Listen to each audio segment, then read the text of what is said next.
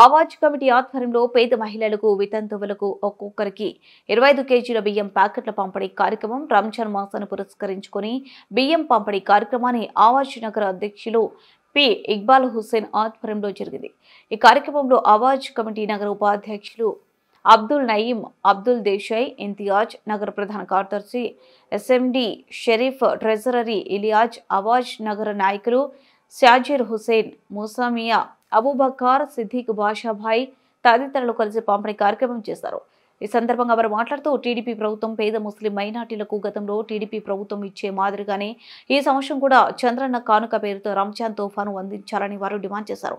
దాదాపు 220 మంది పేద మహిళలకు వితంతువులకు ఈ పంపిణీ కార్యక్రమం చేయడం జరిగిందని నిర్వాహకులు తెలిపారు।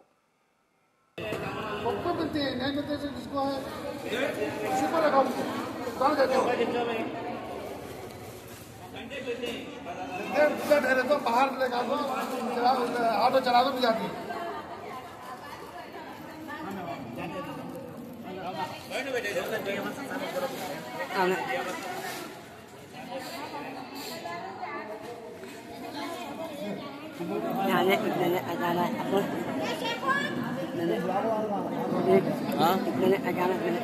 वो फोन में अच्छी आ रही है।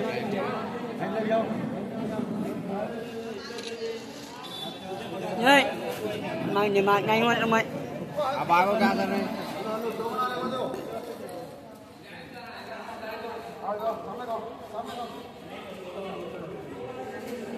ఆవాజ్ కమిటీ ఆధ్వర్యంలో ఈరోజు పేద ముస్లిం మహిళలకు 25 కేజీల బియ్యం ప్యాకెట్ల రకంగా పంపిణీ చేయడం జరిగింది।